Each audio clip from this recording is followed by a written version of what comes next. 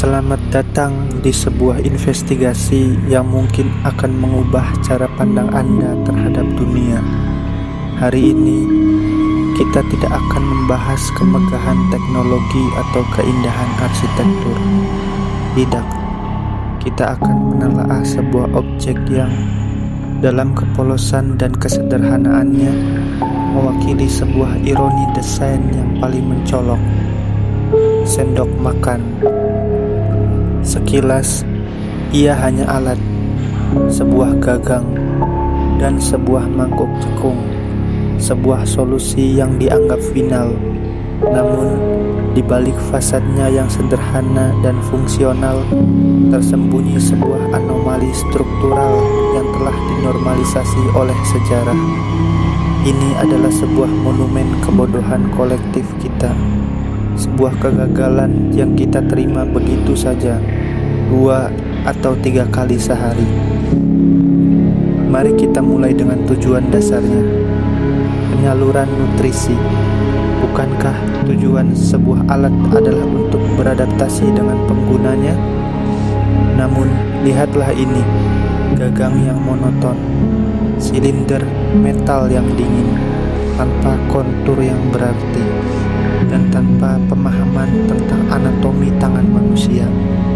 Ini memaksa kita untuk mengkompensasi, menekan jari-jari kita ke dalam sebuah formasi yang tidak alami, yang lama-kelamaan dapat menciptakan mikrotrauma pada persendian.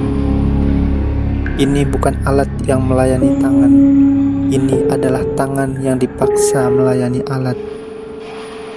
Dan bagaimana dengan mangkuknya? Bentuk oval yang seringkali dangkal.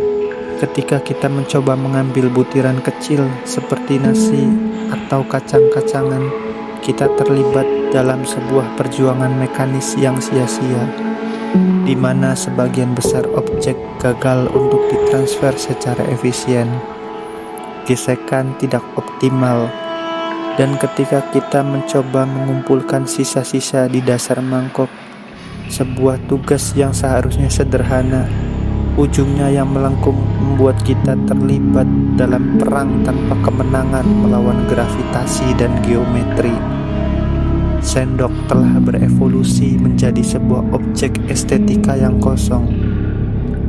Kilauan metal, ukiran-ukiran dekoratif, atau bahkan lapisan emas adalah upaya untuk mengalihkan perhatian dari kegagalan fungsionalitasnya.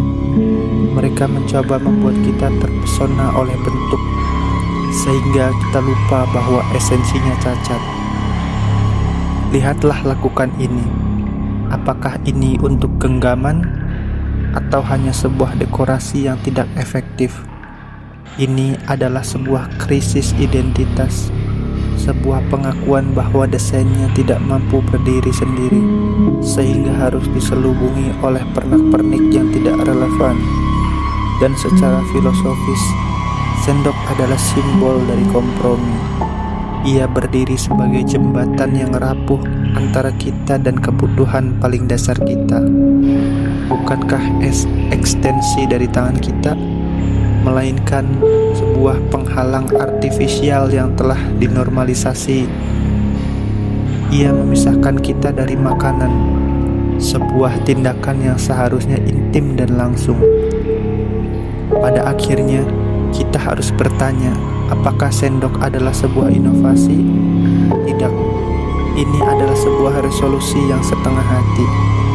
Ini adalah sebuah artefak yang menunjukkan bahwa kita sebagai spesies bisa membangun pesawat luar angkasa dan kecerdasan buatan, tetapi masih belum mampu menciptakan sebuah alat makan yang benar-benar sempurna.